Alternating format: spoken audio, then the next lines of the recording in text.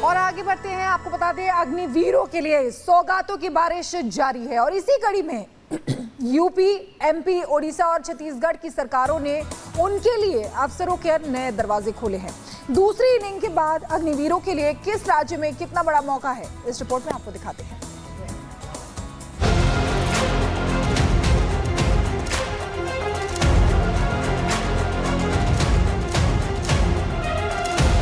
उत्तर प्रदेश, मध्य प्रदेश और छत्तीसगढ़ सरकारों ने अग्निवीरों के लिए बड़ी घोषणा की। इन प्रदेश सरकारों ने अग्निवीरों को आरक्षण देने का ऐलान किया।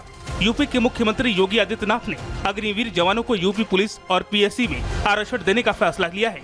सीएम योगी ने कहा कि 4 साल की सेवा के बाद अग्निवीरों को पुलिस सेवा में, पीएससी में प्राथमिकता के आधार पर समायोजन की सुविधा मिलेगी। अग्निवीर में जहां युवा भर्ती हो रहे हैं, एक ट्रेंड युवा, और जब ये अपनी सेवा के बाद वापस आएंगे तो हम उत्तर प्रदेश पुलिस सेवा में, पीएससी में इन नौजवानों को प्राथमिकता के आधार पर समायोजन की एक सुविधा देंगे, वेटेज देंगे। उनके लिए एक निश्चित आरक्षण की सुविधा हम अपनी सेना, अपनी पुलिस में उपलब्ध करवाएंगे। एक ट्रेन मैन पावर हमें मिलेगा। वहीं मध्य प्रदेश के मुख्यमंत्री मोहन यादव ने 25वें करगिल विजय दिवस के मौके पर अग्निवीरों को सौगात देने की घोषणा की। मध्य प्रदेश सरकार ने अग्निवीरों को पुलिस सेवा और सशस्त्र बलों की भर्ती में आरक्षण देने का फैसला लिया।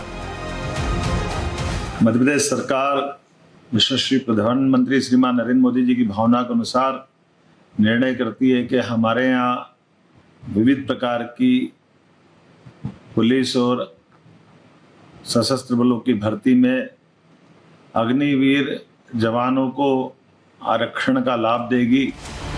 छत्तीसगढ़ में भी विष्णुदेव साय की सरकार ने अग्निवीरों को आरक्षण देने की घोषणा की है। मुख्यमंत्री विष्णु साय ने कहा कि छत्तीसगढ़ के सभी अग्निवीरों को उनकी सेवा के बाद पुलिस आरक्षक, वन रक्षक, जेल प्रहरी जैसे पदों पर प्राथमिकता के आधार पर सुविधा दी जाएगी। छत्तीसगढ़ में जितने भी अग्निवीर हैं, उनके सेवा के पश्चात छत्तीसगढ़ सरकार उन्हें पुलिस आरक्षक, वन रक्षक, जेल प्रहरी इत्यादि पदों पर प्राथमिकता के आधार पर समावेशित करने की सुविधा देगी।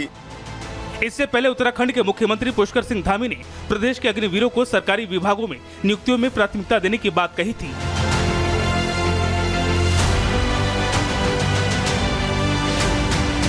केंद्रीय गृह मंत्रालय ने केंद्रीय सशस्त्र बल और असम राइफल्स में पूर्व अग्निवीरों को 10% आरक्षण देने की घोषणा की है। इसमें पूर्व अग्निवीरों को कांस्टेबल और राइफलमैन के पद पर उम्र सीमा और फिजिकल टेस्ट में छूट मिलेगी। अग्निवीर जवानों के लिए ओडिशा सरकार ने भी अपनी झोली खोल दी है। माजी सरकार ने अग्निवीर जवानों को सरकारी नौकरियों में 10% आरक्षण देने का ऐलान किया है। Bureau report, Republic Bharat.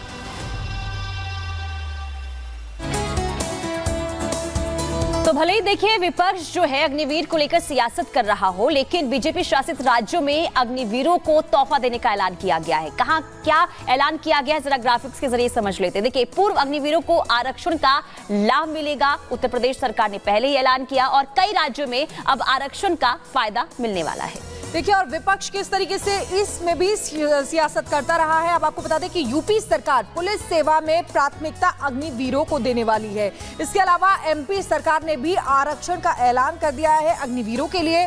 Police सेवा और सशस्त्र बल में भी आरक्षण रहेगा। इसके अलावा देखिए, छत्तीसगढ़ में भी अग्निवीरों को नौकरी में आरक्षण दिया जाएगा, इसका ऐलान कर दिया गया है। ओडिशा ने भी अग्निवीरों के लिए अपनी झोली जो है वो खोल दी है। सरकारी नौकरी की अगर बात करें तो देखिए 10% आरक्षण सरकारी नौकरी में मिलेगा अग्निवीरों को। तो ये तोहफा पूर्व अग्निवीरों को मिलने वाला है और बड़ा तोहफा है। लेकिन विपक्ष है कि मानता नहीं है, फिर भी सियासत लगातार कर रहा है। आगे बढ़ेंगे, 2 मिनट में भारत देखेंगे।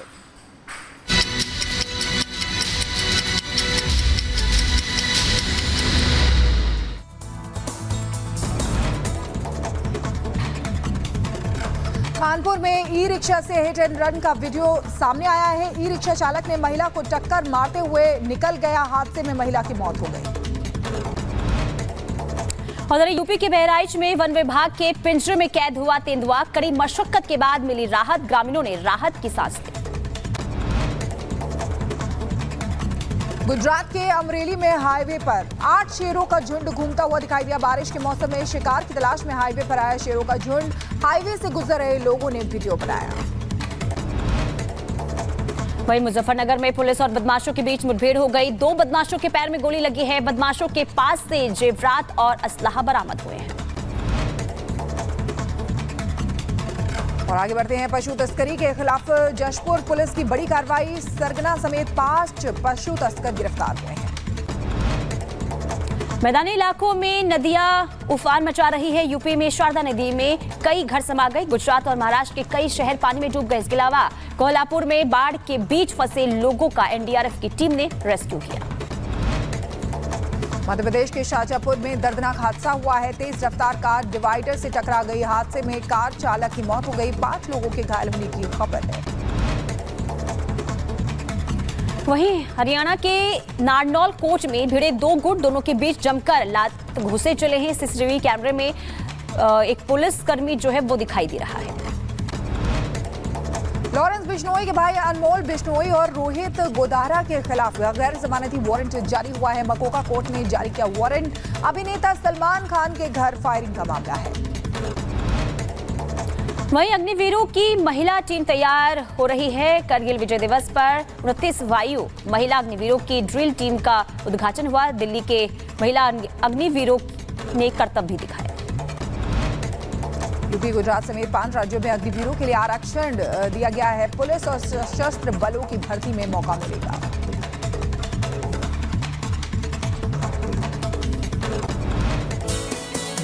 चलिए खबरों की शुरुआत करते हैं और सबसे पहले बात कर लेते हैं नीति आयोग की बैठक की। आज प्रधानमंत्री नरेंद्र मोदी की अध्यक्षता में नीति आयोग की बड़ी बैठक होने वाली है। लेकिन इस बैठक से पहले ही इंडी गठबंधन में आई दरार की खबरों ने सभी का ध्यान अपनी ओर खींच लिया है।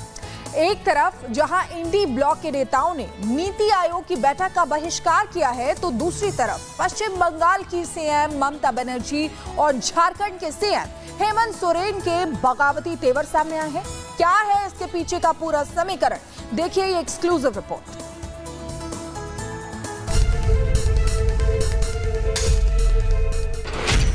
नीति पर खंड खंड हुई इंडी।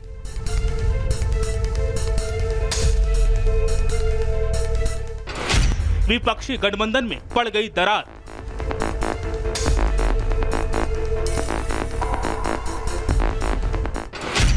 गठबंधन ने बहिष्कार किया।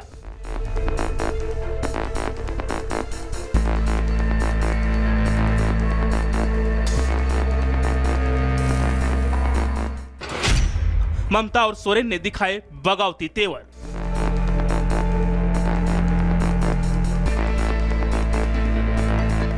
दो 2024 के लोकसभा चुनाव में बीजेपी की विजयी रथ को रोकने में नाकाम रहे इंडी गठबंधन में टूट के लक्षण अब पूरी तरह से दिखने लगे हैं।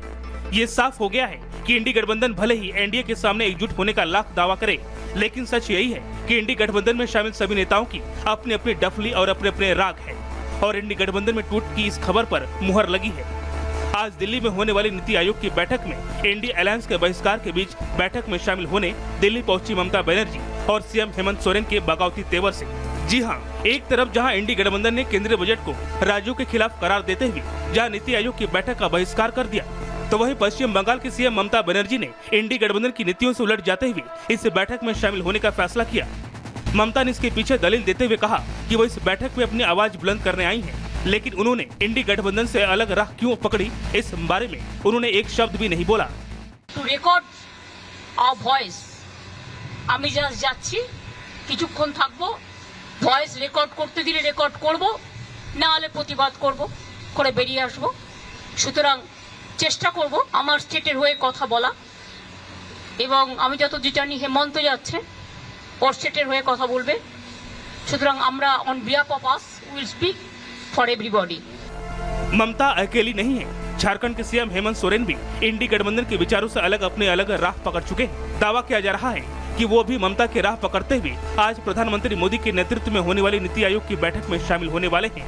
और तो और खबर तो ये भी है कि अभी 2 दिन पहले तक पंजाब के सीएम भगवंत मान भी इस बैठक में शामिल होने के लिए इच्छुक थे। उन्होंने अपने भाषण की तैयारी भी कर ली थी। ये भी तय हो चुका था कि वो आज की मीटिंग में क्या मुद्दा उठाएंगे, लेकिन अचानक बैठक में एक रोज पहले ही उन्हें गठबंधन धर्म याद आ गया।